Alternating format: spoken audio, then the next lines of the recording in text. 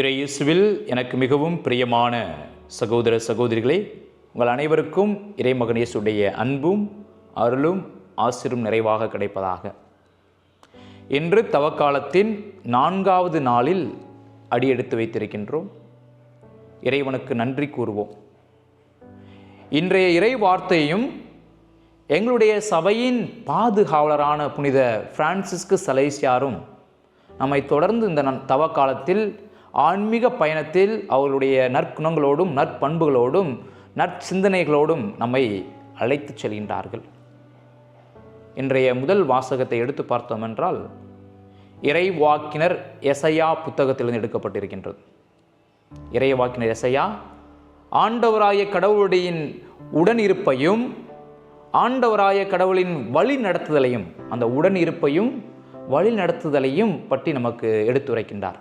அந்த மக்களை எப்படி வழி நடத்துவது, அந்த மக்களோடு எப்படி உடன் இருப்பது என்பதை இன்றைய முதல் வாசக வழியாக எடுத்துரைக்கின்றார். முதல் வாசகத்தில் பார்த்தோம்னா எடுத்துக்காட்டுக்கு, உன்னை வழி நடத்துவார் ஆண்டவராய கடவுள். எப்படி? வறண்ட சூழலிலும் உனக்கு நிறைவளிப்பார், உன் எலும்புகளை வலிமையாக்குவார், ஒருபோதும் வற்றாத நீரூற்று போல் இருப்பாய்.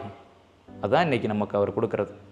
நம்மோடு உடன் இருப்பார், நம்மை வற்றாத நீர் ஊற்று போல் நம்ம வழி நடத்துவார் என்று பல சிந்தனைகளோடு இன்றைக்கி இறைவாக்கினர் எசையா ஆண்டவராய கடவுளுடைய உள்ளத்தை வெளிப்படுத்துகின்றார். அவருடைய வழிநடத்தலையும் அவருடைய உடனிருப்பையும். எதிலிருந்து? நம்மை கஷ்டப்படுகின்ற நேரத்தில், துன்பப்படுற நேரத்தில் நம்ம கூட இருப்பார், நம்ம கூட இருந்து வழி நடத்துவார், நம் உடன் இருப்பார், நம்மை வழி நடத்துவார். இது ரெண்டே தான் இன்றைக்கி முதல் வாசகத்தில் நமக்கு எடுத்துரைக்கிறார். அப்போலாம் துன்பம், கஷ்டம், பாவ நேரத்தில் நம்ம கூட இருந்து நம்மை வழி நடத்துவார், நம்ம கூட உடன் இருப்பார். அதுதான் இன்றைக்கி நம்மளுடைய காலகட்டத்தில் முக்கியமான ஒன்று. நம்ம என்ன வேணுமானு செய்யலாம், எப்படி வேணுமா இருக்கலாம்.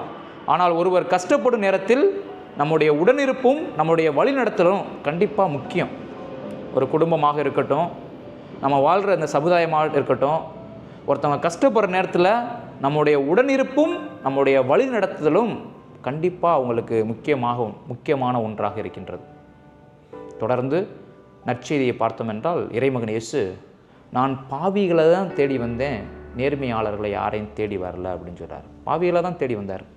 நம்ம எல்லாரும் பாவிகள், அதை நம்ம எப்போவுமே உணர வேண்டும். இந்த பாவத்தை நம்ம உணரும் பொழுது நம்ம இறைவனிடம் அப்படியே கொஞ்சம் கொஞ்சம் பக்கத்தில் வந்துக்கிட்டே இருக்குன்னு அர்த்தம். நம்மளுடைய பாவத்திற்கு மன்னிப்பு கேட்க வேண்டும். அப்படிதான் அதை தான் விரும்புகிறார். என் மகளோ என் மகனோ என்னிடம் வரணும், பாவ சங்கீதம் என்ற அருள்சாலத்தை பயன்படுத்தி பாவத்தை அறிக்கையிட்டு மன்னிப்பு கேட்டு என்ற வரணும். பாவம் செய்வது மனிதனுடைய இயல்பு, ஆனால் மன்னிப்பது கடவுளுடைய குணம். அதனால் நம்ம எப்போல்லாம் பாவம் செய்யலை, நம்ம இறைமகன் இயேசுடன் கேட்கும் பொழுது கண்டிப்பாக நம்முடைய பாவத்தை எல்லாம் கண்டிப்பாக மன்னிப்பார். அதே போல் இன்றைய எங்களுடைய சபையின் பாதுகாவலரான புனித பிரான்சிஸ்கு சலேசியார் இதை தான் சொல்கிறார். தாழ்ச்சி நம்முடைய பாவ நிலையிலிருந்து அன்பு செய்ய வைக்கின்றது.